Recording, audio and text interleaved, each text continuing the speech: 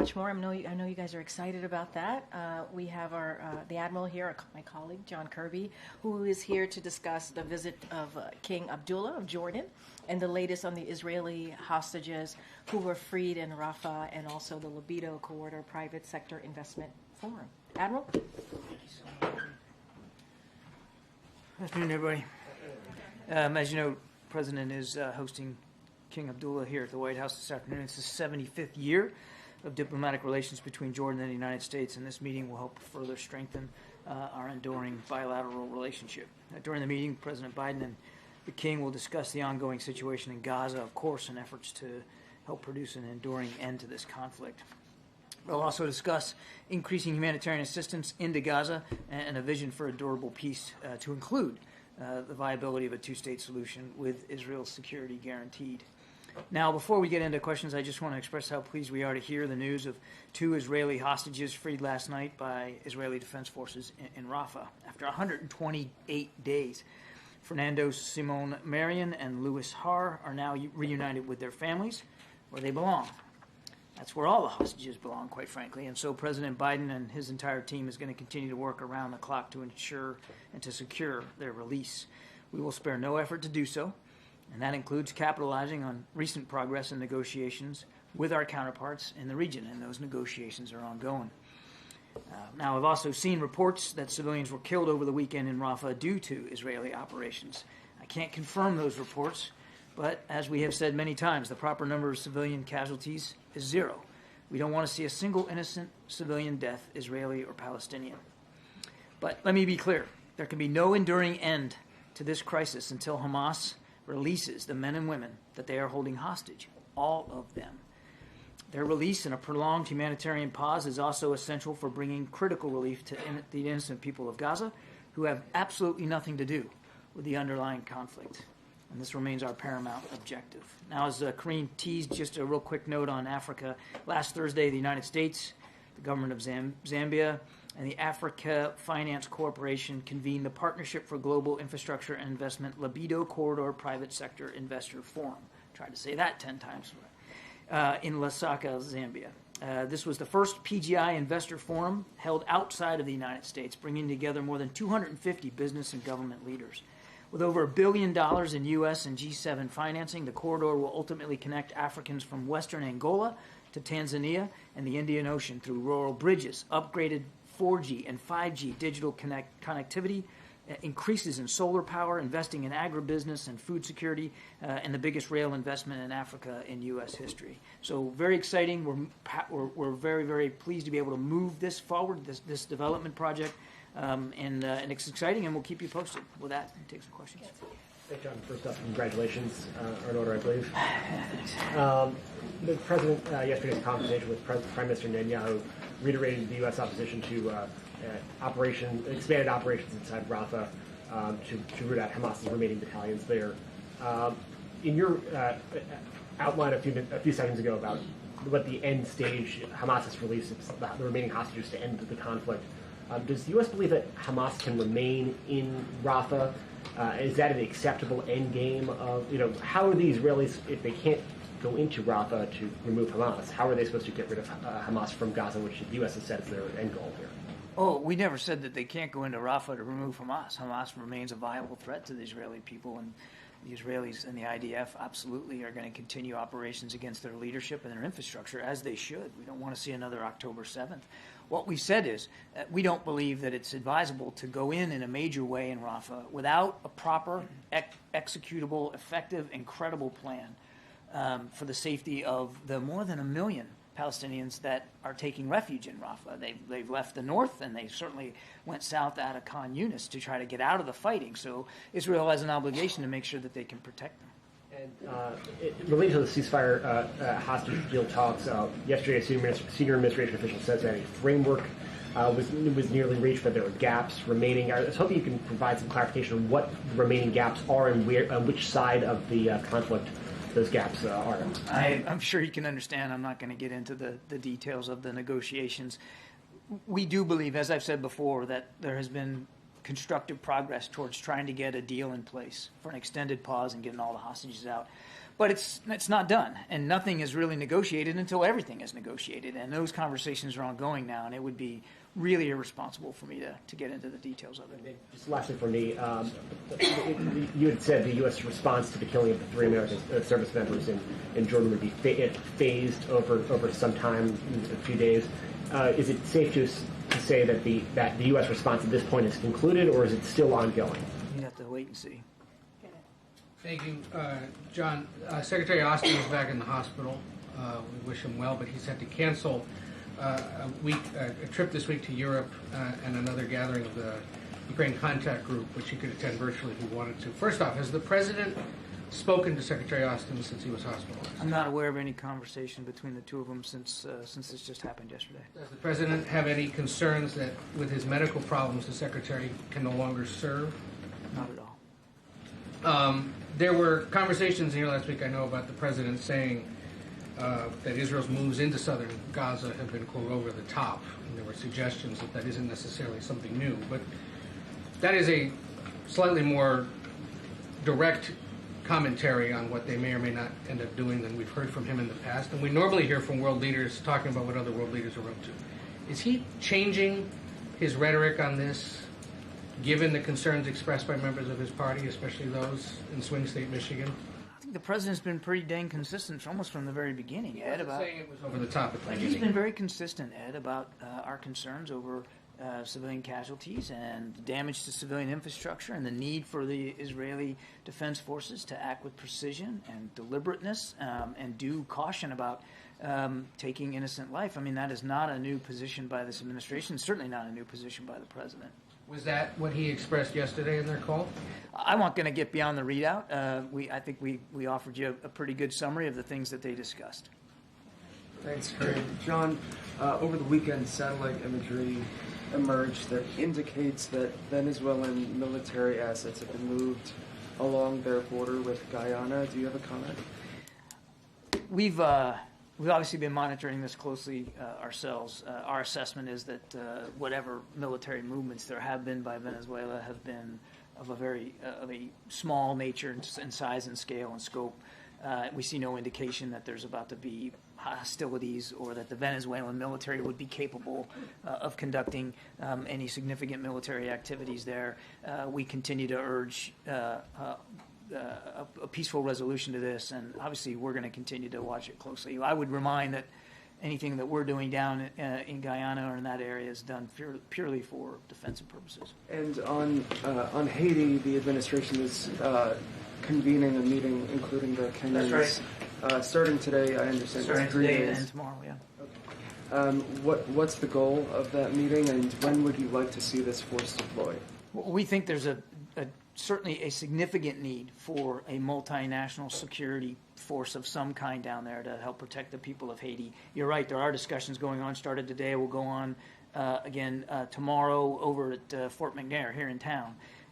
So we're glad to host them, look forward to seeing where we can get. But the idea really is to start to set out the general parameters of what that multinational security force could look like and how it would operate.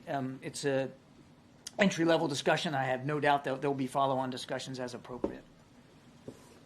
John, on the Jordanian meeting today, the Jordanians previewed the King's visit here as an effort to gather support for an immediate ceasefire in Gaza. The president obviously has been a hard no on a ceasefire. Is that going to be the position he presents to the Jordanian king today when they meet? Well, let's let the conversation happen before we get ahead of it. We have been very consistent that we don't support a general ceasefire at this time, which is, again, a ceasefire that would lead to both sides laying down arms permanently and ending the war. Now, we want to see the war end as soon as possible, and we believe one of the first steps that's critical to doing that is a humanitarian pause, an extended pause, that longer than what we saw back in November of a week, that would allow us to get all the hostages out, get more aid and assistance in, and then hopefully lead to discussions that could get us closer to an end to the conflict. Oh, Thanks, Karine. Thanks, Admiral. So President Biden had told Israel's Prime Minister Netanyahu that any potential ground invasion in Rafah should not happen without a plan to protect civilians there. Is the president confident that this message is getting through to Netanyahu, and where are these civilians supposed to go? So much of the infrastructure has already been destroyed in Gaza. He's confident that our Israeli counterparts understand our concerns. We've made them privately, we've made them publicly. I won't speak for the Israelis or what they may or may not do, but they've heard loud and clear our concerns about where the civilians that the civilians need to be protected. I can't tell you here talking, Selena, what that would look like, but we hope and expect that our Israeli counterparts will factor in the safety of those civilians appropriately as they consider future operations down in Rafah. So what could that look like given the situation? I can't get ahead of where we are right now. That's really going to be a question for the Israeli Defense Forces. They know and they understand our concerns. And Israel's prime minister told ABC News, without presenting evidence, that Israel's military has killed more Hamas fighters than civilians. What is the U.S. assessment of that? Do you agree with what Netanyahu told us? We don't have an independent assessment of those figures. And just lastly, what is the White House reaction to Trump saying he would encourage Russia to attack NATO allies if they don't contribute enough towards defense spending? What is the message that not only sends to the world, but especially to U.S. allies? Well, now, I'm going to be careful. I can't talk about things that have been said on the campaign trail. All I can tell you is that under this particular president, President Biden, as Commander-in-Chief, NATO is now more relevant, stronger, bigger than it's ever been before. And he has really prioritized our network of alliances and partnerships around the world. And, of course, NATO is right at the forefront of that when it comes to the security environment on the continent of Europe. And that's what the American president ought to be about. It would be about reinforcing alliances and partnerships and sending a strong signal, particularly to NATO allies, about how seriously we take our Article 5 commitments. And you've heard from President Biden, gosh, I don't know how many times. We will defend, if needed, every inch of NATO territory. That's what the Commander-in-Chief of the United States ought to be saying when it comes to NATO. And just to follow up on that quickly, Vice President Harris is going to be in Munich with a lot of those European security leaders. Is part of her duty there to reassure allies that deterrence is still a force here? I have no doubt that the Vice President will take the opportunity while she's in Munich, not only to talk about how this administration is pursuing our national security interests in Europe and beyond, but how important, again, we consider our network of alliances and partnerships. And Trevor, there's no other nation in the world, none, that has a network like the United States has, because the President and the Vice President and the National Security Team has invested so much energy in the last 3 years in revitalizing them. A lot of allies and partners had a lot of questions when we came into office because they didn't feel valued, they didn't feel respected, they didn't feel like the United States was willing to continue to lead on the world stage, and we've proven that we are. On Rafah, has the president ever threatened to strip military assistance from Israel if they move ahead with a Rafah operation that does not take into consequence what happens with civilians? We're going to continue to support Israel. They have a right to defend themselves against Hamas, and we're going to continue to make sure they have the tools and the capabilities to do that. And what's the view about the role that Egypt should play there? Do they need to open that border on their side in order to allow civilians to come through? Egypt has been a terrific counterpart with respect to Rafah and the use of that gate and allowing people that need to get out, people that, third country nationals, and they continue to do that. They've been a terrific partner. But it is closed, right? So the average person can't. There have been, and I suspect there will be closures at times based on the security environment. But we're not concerned about our ability to continue to communicate with President El-Sisi about the proper use of that gate. But just to be clear, people are actually penned in right now, Gaza civilians who are not able to egress, right? You're talking about Palestinians. Palestinians who are not able to egress. So is that something that the president wants to see movement on? We don't want to see any forced relocation of people out of Gaza. That's home for the Palestinian people. Well, again, that's something that we have and will continue to discuss with counterparts in the region, but it's home to those folks. That's Gaza's home. And they shouldn't be forced to leave Gaza if they don't want to leave.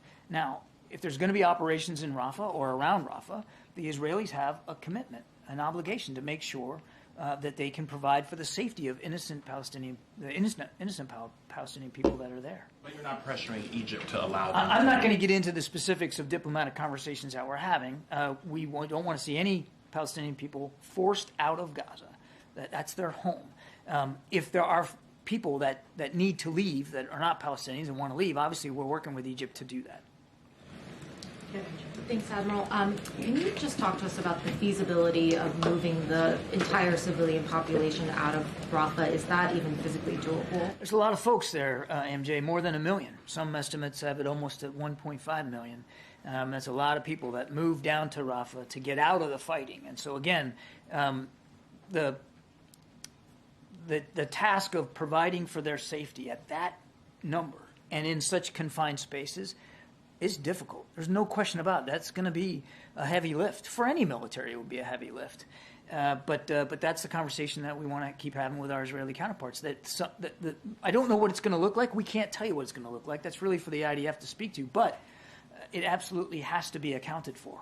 But do you think it is a realistic goal, that it is viable to try to move those people out of that area? Well, let's see what the Israeli Defense Forces come up with. And if they go ahead with the ground incursion anyway, before the civilian population can safely be moved out of that area, would there be any consequences from the U.S.? I know Trevor just asked a question about, potentially stripping, military support or security assistance.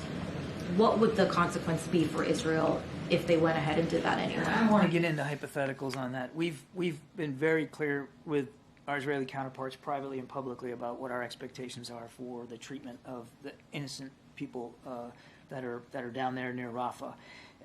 And we're going to continue to, as I mentioned to Trevor, we're going to continue to support Israel. They have a right and responsibility to go after Hamas. We're going to make sure that they can continue to do that. But as from the very beginning, we want to make sure that they do that in a way that fully accounts for the preservation of innocent life and civilian infrastructure. And just since the president is about to meet with a close ally that publicly supports a ceasefire in Gaza, can you just talk to us about whether the president's thinking on that has evolved at all? Is he a little bit closer to potentially supporting that publicly than, say, a month ago? Has his thinking on that evolved at all? We haven't changed in terms of our desire to see an extended pause so that we can get all the hostages home with their families where they belong, so we get additional security assistance in, and we can see a reduction in the violence. We are still focused on trying to get an extended humanitarian pause. I'm asking about a permanent pause. I know what you're asking. What I'm saying is we support and continue to support an extended humanitarian pause. Thanks, John. You talk, I know you can't give specifics about consequences, but I mean, would the United States policy change under any circumstances? You talk about an obligation to protect civilians. The president has talked about over-the-top, indiscriminate bombings.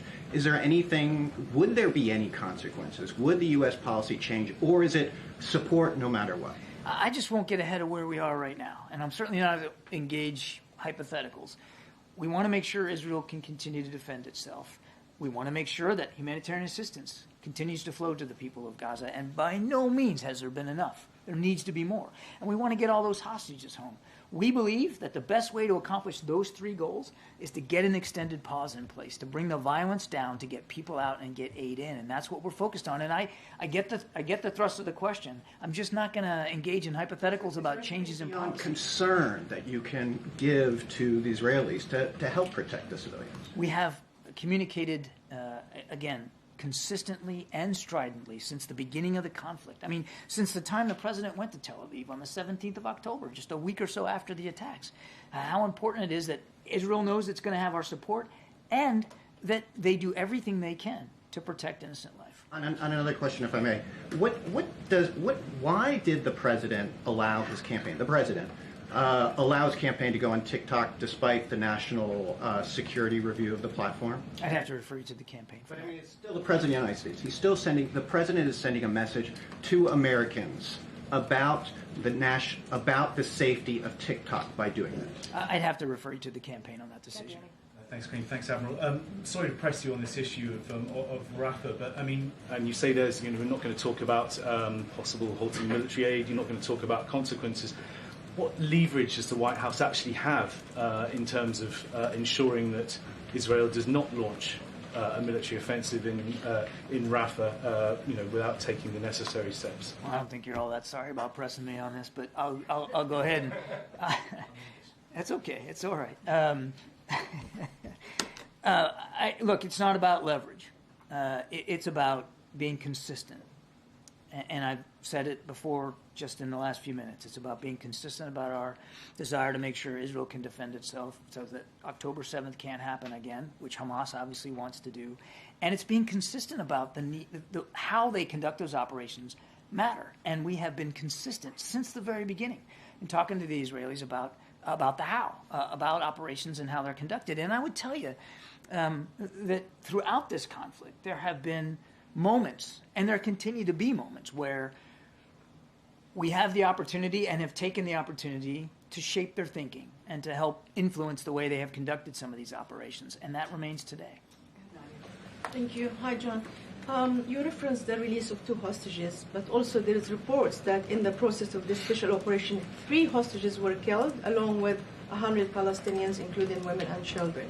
Also, Egypt threatened to withdraw from the Camp David agreement if Israel invaded Rafah. So how does the White House navigate this rather complex picture? Yeah, I tried to address that in my opening statement, Nadia. We don't want to see any civilians killed at any time, Israeli or Palestinian, in the conduct of operations. The right number is 0. And so while we're very glad that 2 hostages are now back with their families where they belong, we certainly mourn any loss of innocent life as a result of those operations. And it just underscores, I think, a couple of things. One, and again, I can't validate the numbers. I've seen the reports, but I can't confirm them. But it does underscore 2 things. One, the difficulty of conducting military operations in such a closed-in urban environment where there are so many people, and as we talked about earlier, even more people now in the south in Rafah than there were before. So that's an added difficulty for the IDF. And number 2, it underscores the obligation that they have, and that they know they have, to be careful and discriminate and very deliberate in how they go after targets. Last thing on this, though, and I think it's an important point, and you didn't ask this, but we do know that Hamas leadership and fighters migrated south. They got pressured in the north, so they went down to Khan Yunis. Of course, they were already in Khan Yunis, but they kind of congregated there. And then as the Israelis put pressure on them in Khan Yunis, they gravitated further south now towards Rafah. By their very presence and their operations down there, they are further endangering the people of Gaza that are now settled or trying to find refuge down there in Rafah. So there are legitimate military targets that the Israelis are going to want to go after in Rafah. Again, we just urge them, as we have, to be careful. I also want to ask you the President comments. He referenced over the top, and he also said that Israel indiscriminately killing people in Gaza. Yet he's willing to sign off on almost $14 billion in military aid. So how can you reconcile the fact that he's worried about civilian casualties without any serious review about how U.S. weapons are used in a civilian area? Well, I think we just last week, late in the week, we issued a national security memorandum that codifies existing policies and adds reporting requirements onto those existing policies about our expectations for how military assistance is going to be provided to any foreign actor, and of course that includes Israel. Thanks, John. Just to jump off of Nadia's question, you've been explicit that the U.S. does not support an operation into Rafah without a credible, feasible plan to move and protect civilians. Yesterday's operation, as you've also acknowledged, there were reports of civilian casualties. But was the operation yesterday within the grounds of the kind of operation that the U.S. would support in Rafah? I can't really speak to the specifics of IDF operations. You know I won't do that. They should speak to the operations that they conduct and what that looks like. As I understand that, again, this is rudimentary and early information. This was a specific military raid to rescue hostages and not necessarily indicative of some larger operation that they have talked about conducting in Rafah to root out Hamas leaders that have now tried to find refuge among the 1 million or so Palestinians that are there. So just in terms of what the U.S. would support, is it a question of scale? Is it a question of more targeted operations like this are okay despite possible civilian casualties, whereas a mass operation is not okay? just in terms of U.S. support?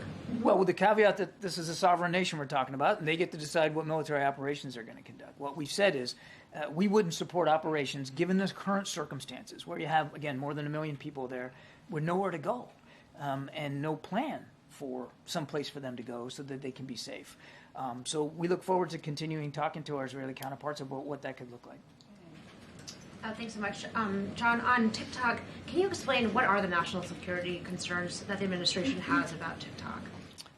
As you know, it's not approved for use on government devices, and that remains the case today. And I think, again, I don't want to get into too much of the national security technical reasons behind that, but it does have to do with concerns about the preservation of data and the potential misuse of that data and privacy information by foreign actors. I think that's as far as I can go. It's wise for people to use TikTok? Again, that's not something that I'm qualified to say from the National Security Council. All I can tell you is it's banned on U.S. government devices, and we follow that guidance. So yesterday was the second anniversary of the Biden-Harris administration, the Indo-Pacific strategy. We have a statement from the NSC, but I'm just wondering how you see the progress so far. Are you satisfied with the progress? I think we've made a lot of progress. I mean, we've initiated AUKUS, and that process is moving along on schedule to get Australia a nuclear-powered submarine capability. We've elevated the Quad, the Indo-Pacific Quad. We've upgraded our relationships with Vietnam, with Indonesia, and with ASEAN. And of course, as you know, the president hosted the leaders of Japan and South Korea at Camp David and really got not only significant developments in terms of our bilateral relationship with each country, each ally, but improved opportunities to get trilateral cooperation in a much better place than it's ever been. I could go on, including adding capabilities in and around the Korean Peninsula to keep a better eye on what Kim Jong-un is doing. And of course, bolstering all the rest of our alliances and network and partnerships in the region. Does the U.S. believe that all of the remaining hostages are being held in Rafah? And if so, given that that would include Americans, are there requests by U.S. officials to the Israelis for any assurances for protection of those hostages? We sadly don't have a whole lot of specific information about where each of the hostages are, who's holding them, and in what condition they might be. And sadly, we have to accept the possibility that some of them are no longer alive. We just don't have terrific granularity on that. We are in constant conversations with our Israeli counterparts about what they know. Certainly, we remain in touch with the families of the American hostages. I think Jake Sullivan just met with them a week or so ago. We'll maintain constant touch with them and try to get as much information as we can. But obviously, the whole reason we're trying to get this deal in place is so that you can provide for the safe and secure passage of hostages out. Yes, it's true, and we're glad that 2 hostages were rescued. But by and large, the greatest number of hostages safely released were done through a hostage deal, right? A pause in the fighting where they were able to go. And that's why we're putting so much effort into these current negotiations. We believe that's the best way to get hostages in greater numbers out safely. Thank you, John. I have a question about Afghanistan and then one about Lunar New Year. Starting with Afghanistan, the UN is holding its 2nd international conference on Afghanistan since the Taliban took power back. That's happening next week in Doha. So I just wonder, what are the administration's expectations from this gathering? And do you see this as a move to normalize the Taliban? There are no efforts by the United States government to quote-unquote normalize, as you put it, or to recognize the Taliban officially. We've said it numerous times. If they want to be seen as legitimate rulers, they need to meet all the commitments that they said they would meet and make, and they haven't done that. Should be holding this meeting then. I will let the Secretary General speak for what meetings the UN's holding. Nothing's changed about our policy when it comes to the Taliban. And very quickly, happy year of the dragon. It's a happy year for you, a rabbit. But you are a rabbit. You were born in 1963. Yes, you are. I have a follow-up. About me being a rabbit? All right, thank you. I did not know that, but I appreciate that very much. He's a horse. It's supposed to be a prosperous year for him. What is the president's message for the 20 million Asian Americans who celebrated this holiday over the weekend? He hasn't issued a message. What is his message? We have actually, I think, put something on social media about the Lunar New Year. And of course, we're wishing everybody who observes the Lunar New Year a happy one and a prosperous one. Even the rabbits. Admiral, I wanted to clarify the position on TikTok. So the administration still has concerns, security concerns about TikTok, even though the campaign has now joined it? Again, I cannot speak, nor will I speak for the campaign. I can't do that or their decisions. Nothing's changed about the national security concerns from the NSC's perspective about the use of TikTok on government devices. That policy is still in place. But surely there must have been some conversation between the White House here and the campaign on whether it was appropriate for the campaign to use it. I can't speak to that. Jackie, last one. Thank you, Karine. John, just following up on this TikTok stuff. Is the CFIUS review still happening? I'd have to refer you to CFIUS. I'm not in a position to confirm one way or another what they're looking at. So is the administration still weighing a ban on TikTok? Again, I have nothing for you on that, Jackie. I mean, I'd have to refer you to CFIUS. All I can speak to credibly, which I have today, is that from an NSC perspective, there are still national security concerns about the use of TikTok on government devices, and there's been no change to our policy not to allow that. Can you help me understand, though, like why there wouldn't be any communication between CFIUS and the administration broadly? I mean, with the National Security Council. I didn't say there wasn't. I just said I'm not able to speak to issues regarding CFIUS. You'd have to talk to them. It's an independent body, and it's not something I can't speak for them. I think we're all just trying to square why the president would use this platform that his administration is weighing a national ban on because of national security concerns. Again, I'm not going to speak to any hypothetical ban. I can only tell you that it's not allowed on government devices. That policy remains the case, and I just can't speak for the campaign or their decisions. I apologize. Thank you so much, Admiral. Thank you. All right. Go ahead, Zeke. It's great. Just another round of that TikTok question. Are you aware of any communication between the Biden campaign and anyone who works in the White House about the president joining TikTok? Look, I can't speak to any conversations on specifically on TikTok. We got to be really careful. The campaign 2024 can't. No, hold on. So we're not going to comment on any specifics, and so certainly we would defer to the campaign on any strategy. The CFIUS process is separate and not going to get ahead of what we're going to say here. And I would say that the administration is on record for supporting the Restrict Act, as you all know, something that came up last year, and it's a bipartisan bill, and it is indeed tailored and risk-based approach so we can protect Americans' freedom of speech, and that's what matters. As you know, there are folks here who are commissioned officers who certain people are allowed to have conversation with the campaign, but I can't speak to any specific conversations that are happening about this particular issue. Again, it's under CFIUS review. We want to be really mindful and not getting ahead of that, and also it's the campaign, so that is something that they would have to speak to. And the reason why it is banned on government phones or government properties, obviously devices, is because that is an act of Congress. That is something that Congress wanted to put forward to make sure that no government devices are used.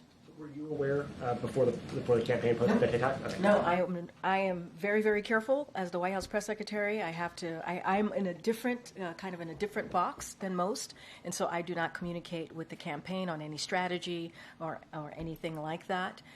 And so I'm just very, very mindful of that. I did not know. I knew as you all did. And then a few follow-up from the special counsel's report last week. When Ian Sams was here on Friday, he said the White House was considering releasing the transcript of the president's conference interview with the special counsel, which you all have objected to that characterization of that. Do you have an update on that review process? So look, certainly I'm going to refer you to my colleagues at the White House Counsel. I know the president's personal attorney obviously spoke to this on one of the Sunday shows yesterday, so I know they're been responsive. The team here have been responsive to those specific questions. I just don't have anything to share. Also, the discussion about the president's ordering the creation of a task force to change policies around the handling of classified information in a presidential transition? Do you have any updates on when the president will create that task force? So I don't have any updates on that particular question about the task force. The president's personal notes from his time as vice president were among those items that were reviewed by the special counsel and the interagency have found to contain classified, in some cases, highly classified information. Does the president still keep a diary and notebooks now? Look, that particular question, obviously, the White House counsel would be able to speak to more directly, but I do want to remind everyone that this was a 15-month investigation, and I think the outcome of that investigation, obviously, as it's stated, is that the special counsel has not found nothing to prosecute, and I think that's important to note. Anything beyond that, any specific questions about diary or anything like that, I would have to refer you to the White House counsel. Lastly, when the president hosts the king later, they're going to be making statements. Why isn't the president, and given all of these questions about the special counsel and otherwise, why isn't he taking questions? I mean, look, let's be clear. The day that the special counsel report came out, the president came out in the evening and and made a statement and took questions. He wanted to make sure that you all heard from him directly. And so I want to be let's not forget that did occur on the day that the report came out. Look, the president is looking forward to welcoming the King Abdullah, to the White House. He comes here every year, as you all know, during his presidency, and so he looks certainly forward to welcoming the King. So that said, and I said this last week, and I'll just reiterate, there are a variety of factors that go into decision making, that go into if there is going to be a press conference or not during foreign leaders. It depends on those conversations that we have with the foreign leaders and how that works out. Look, you're going to hear from the president. You're going to hear from the King later today around 4 o'clock. I think that's important. You hear directly from them. There's just not a press conference component to this. Not every trip, not every visit with a foreign leader has a press conference component. As I stated, King Abdullah has been here almost every year during this president's tenure, and that has not been the case. 2+2 has not been the case. I want to follow up on that real quick because you mentioned that on Friday, the German chancellor gave a press conference across the street in Lafayette Park. It seems the White House here at the road. Look, that is something for the German chancellor to speak to as to their government, why they chose to do that. I can't speak to that. There are two, obviously, when a foreign leader comes, there are two governments that have this discussion. They go through the process of what they want that trip to look like when they're here at the White House, and there are different various factors that play into that. And so every trip is different. Every trip is different. And with this particular trip, King Abdullah, every time he's been here, there has not been a 2+2. So I would remind you all of that as well. Thanks, Karine. A new ABC News Ipsos poll shows that 86% of Americans think Biden is too old to serve another term. That is a higher percentage than what we found in a previous poll in September. So clearly polling shows this is a persistent issue. What is the White House strategy to try and change that perception? So look, we're going to continue to lead on leadership, right? We're going to continue to focus on what this president has been able to get done, what the president has been able to get done on behalf of the American people. And look, I'll quote a little bit of what the First Lady said, I think incredibly well, just a couple days ago. President Biden does more in 1 hour than most people do in a day. His age with experience and expertise is an incredible asset, and he proves it every day. And that's what we believe. We believe that his age and his experience, because he was a senator, because he was obviously vice president, because he has these long decades of relationships with leaders, obviously across the globe.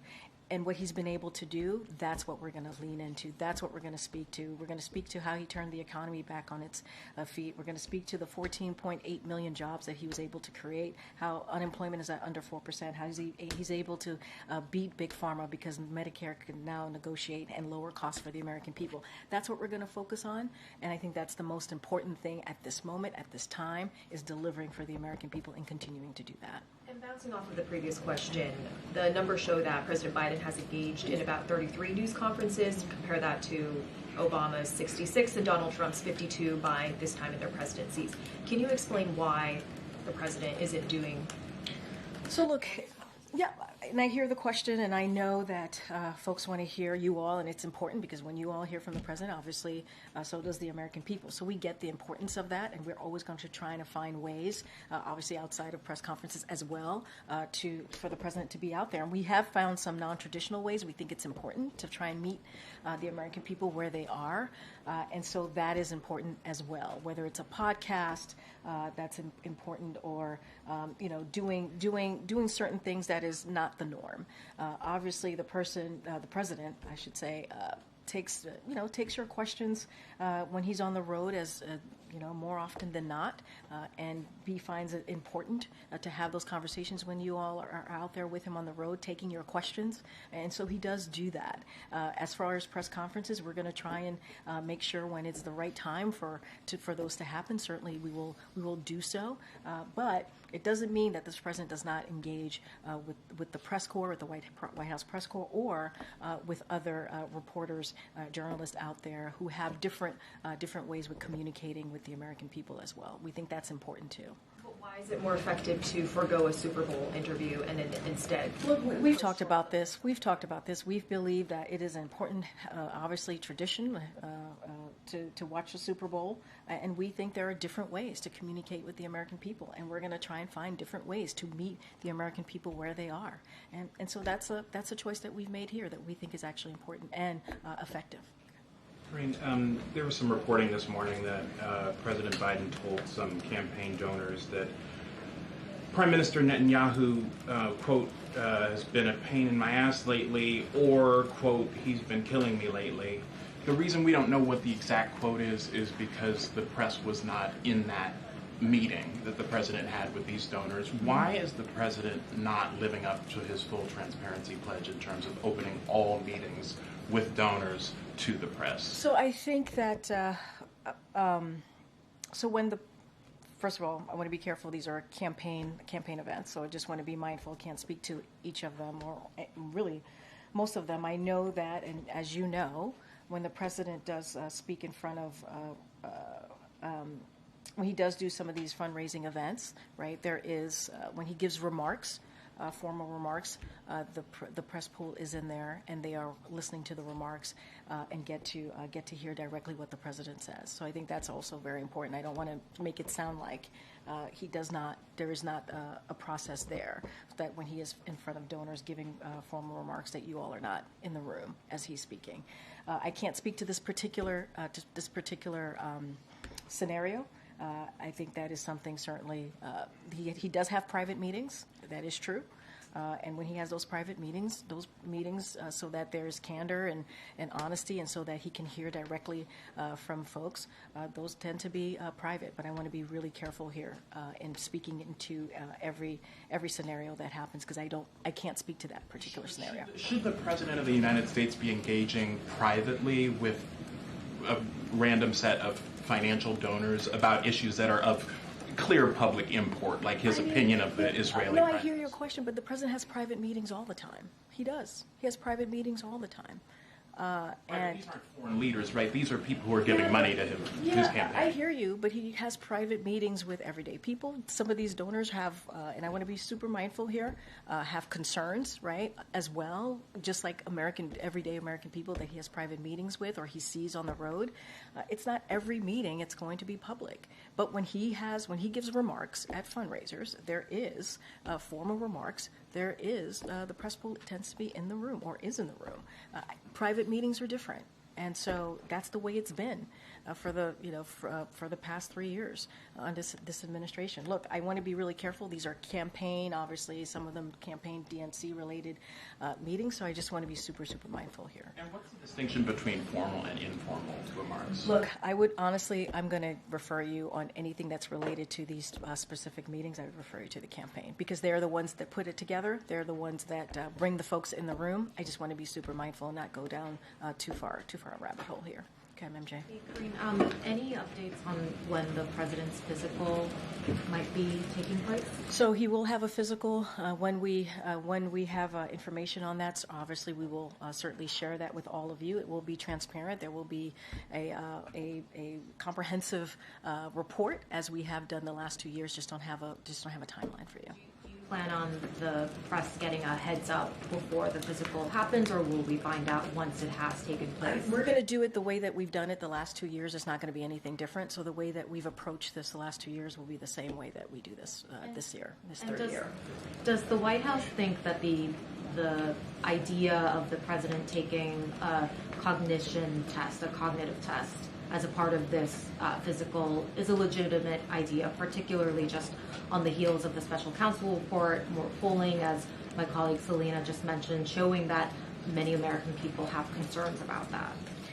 Look, I got this question last week as well, and I'm just going to say what Dr. O'Connor, it's kind of what he said to me about a year ago when the report came out last year, obviously on his physical, which is the president proves every day how he operates, how he thinks, right? But by dealing with world leaders, by making really difficult decisions on behalf of the American people, whether it's domestic, whether it's national security.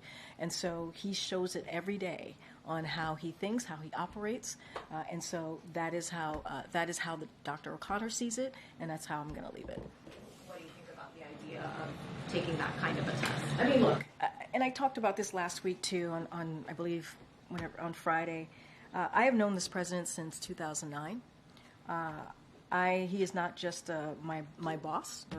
He's also a mentor to me, and I spent sometimes countless hours with him, whether it's in the Oval Office, whether it's on the road. And I believe, for me, you're asking me my personal opinion. He is sharp. He is on top of things. When we have meetings with him, with his staff, he's constantly pushing us, trying to get more information. And so that has been my experience with this president. Anything else outside of that, I just shared with you what Dr. O'Connor said to me, and so I'll just leave it there.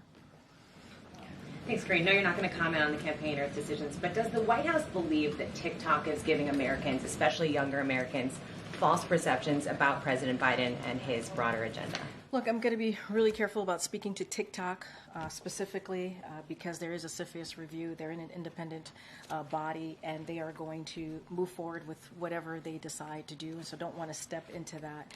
Obviously, more broadly, as it relates to social media platforms, we've always said there is misinformation, disinformation out there that we have to try and combat, and so we've always been very clear. We've always been concerned about our young people and the misinformation, disinformation that they're getting, and how that's affecting their lives. That is a concern that we have, and we've talked about that very explicitly, very clearly. As it relates to TikTok, going to be really careful because of that CFIUS review, and so just want to be super, super mindful. Obviously, just not going to comment on specific cases. Separately, the Senate is on track to pass the National Security Supplemental this week. Still not clear if Speaker Johnson's going to bring that up for a vote in the House. Does the president plan to have any outreach with House Republican leadership to try to get that across the finish line? So look, you know how important the president thinks it is to get that very all-important funding, security assistance to Ukraine, obviously Israel, Indo-Pacific. We've been very clear about that. Obviously, we had this really careful strategic conversations as well with Senate Republicans and Democrats for the past couple of months for the border security because we believe that entire package was important. But obviously, Republicans specifically in the House got in the way and would not move that forward. And it's unfortunate because that is the way we believe we would have been able to deal with policy issues and funding issues as it relates to the border, the challenges at the border, and also immigration. So look, we are in constant communication. The team here, the Office of Legislative Affairs, and other White House officials are in constant communication, obviously with the leadership on both sides of chamber. In each chamber to try and figure out how we're going to move forward, how we're going to make sure that this all-important funding gets out there. And so conversations are going to continue. We are obviously what we wanted to see is the border security component, negotiation piece of that to be included. But we are where we are, and we believe it's important. It's important to move forward. But would the president get directly involved in those conversations? I don't have any conversations to read out. Obviously, he tends to have private conversations. We don't read out every conversation. He has relationships with folks in Congress, but his Office of Legislative Affairs and other White House officials are in regular touch with congressional leadership, and they also keep the president updated as well, which is important. Okay.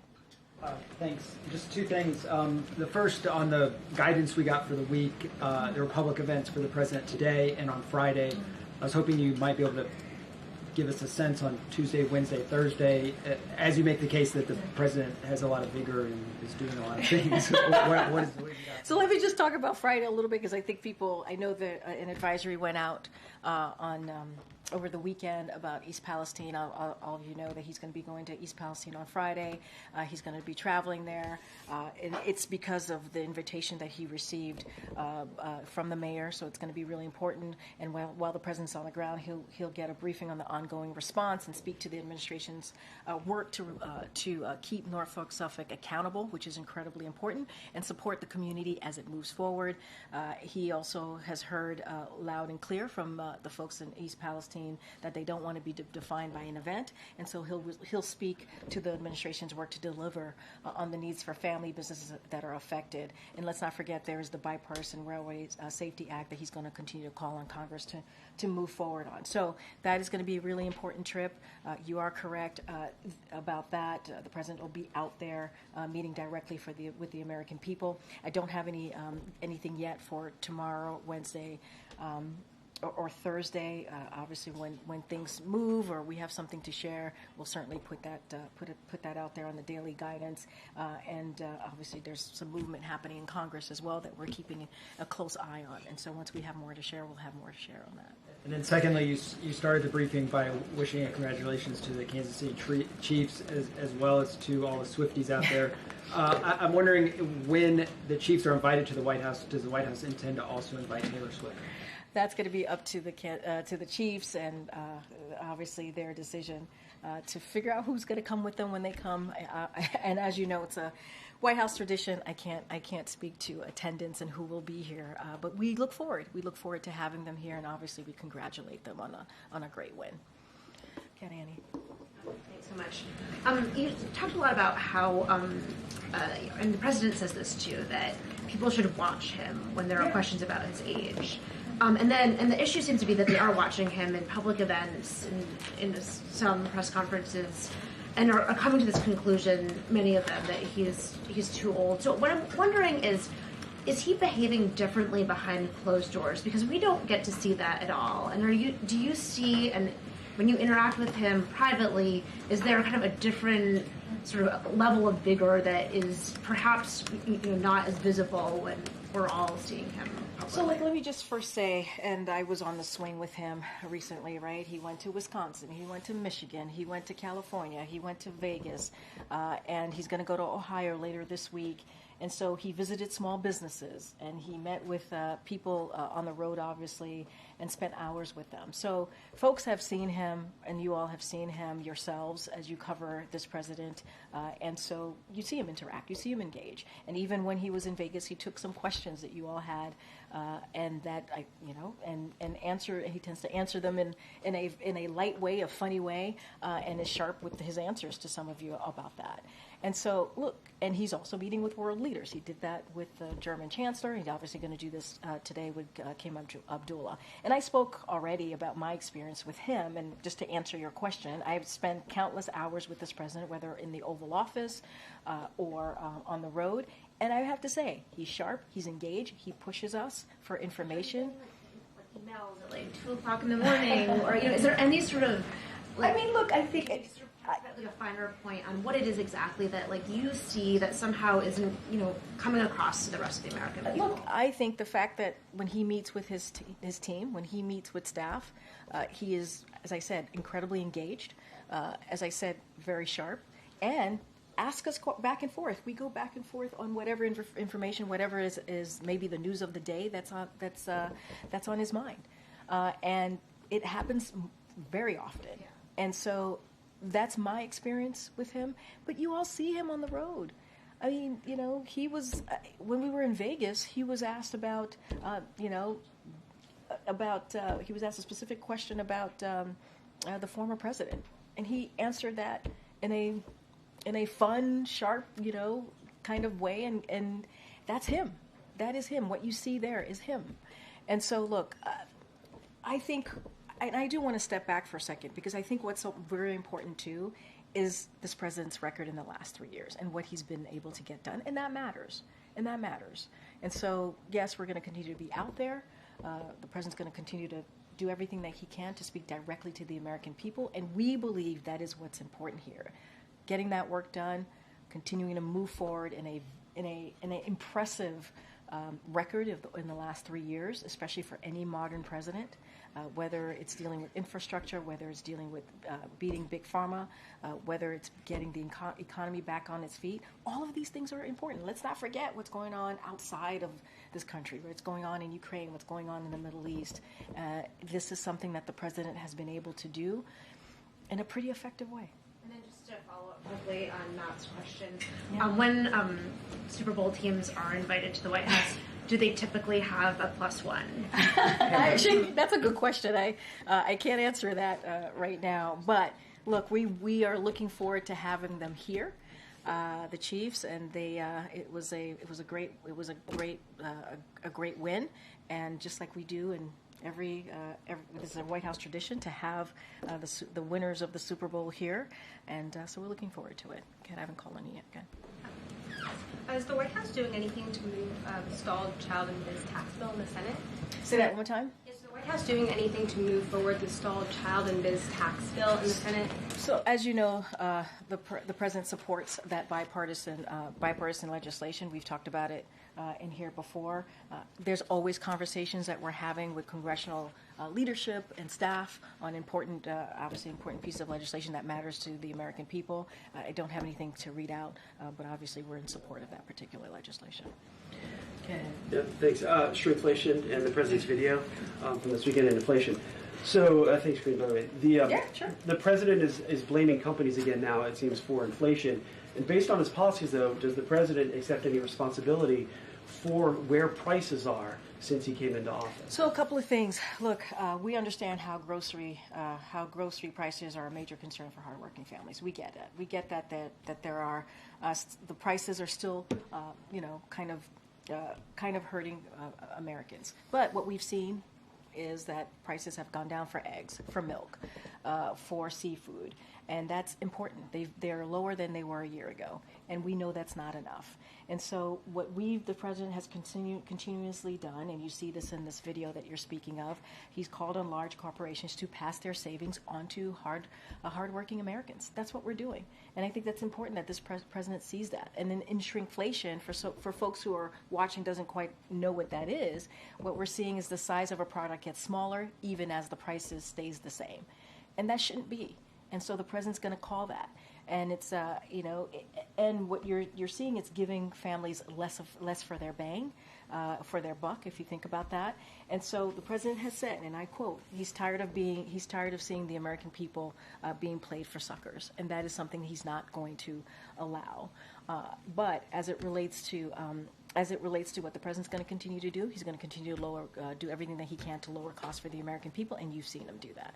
And on his doctor, when can we talk to the president's doctor, and how come they haven't been asked to come out here and talk with us, given the Her report that challenges the president's mental fitness? So look, just to speak to the Her report really, really quickly. Special counsel of Her is, as far as I remember, is obviously a Republican, a prosecutor. He's not a medical doctor. He's just not. It's not for him to speak to. It's just not. And you've heard from over the past couple of days since the report has been out, you've heard from legal experts from across the ideological spectrum, even former Attorney General, and he says, and they have come out to say that the stuff in this report that is capturing all of your attention right now is just wrong. It's flatly wrong. It is inappropriate. It is gratuitous. And so going to leave that there, and it is obviously up for a medical doctor to decide on that. But look, I have said the medical doctor, the president's doctor, is going to do a physical. He's going to, and he has always put forth in the last 2 years a detailed memo on the president's obviously medical physical. And so I'm just going to leave it there. I don't have anything else to add. Go ahead, Jared. curious to sort of follow up and get some clarity. If these transcripts were released, who makes that decision? Is that the council's office? I don't have anything else to share. That's something that the councils could speak to. They've been answering those questions for the past couple of days. They have to speak to that. Has President Biden expressed the desire to have the full transcripts released? You have to speak to the council. They've been answering these questions for the past couple of days of incoming on this particular question on the transcript. They have to speak to that. I get it, Brian. Thanks a lot. As you know, at the beginning of March, the funding for the government runs out. What's the president been doing to avoid a government shutdown and make sure that the funding is going to be there at the beginning of March to fund important programs like WIC and SNAP? Yeah, the president thinks that those programs should be funded. The president thinks that Congress should do their jobs and do the basic part of their jobs and fund that. Fund these incredibly important programs that the American family believe in or need just to survive. And so that's what the president wants to see Congress get to it, do their job, and make sure that the government does not shut down. He did his job. The president did his job a couple months ago, back in the spring of actually last year, not even a couple of months ago, and brokered a deal with Congress, both the House and the Senate, to get a bipartisan deal forward to make sure that this is during the deficit, remember, and the debt ceiling. And so he brokered that deal.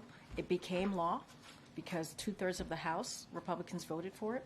It got a bipartisan support in the Senate, and that was the deal that he brokered. Now Congress needs to get there to get this done. Has he designated a negotiating team that he wants involved in the White House? We negotiated on this, Brian. We did.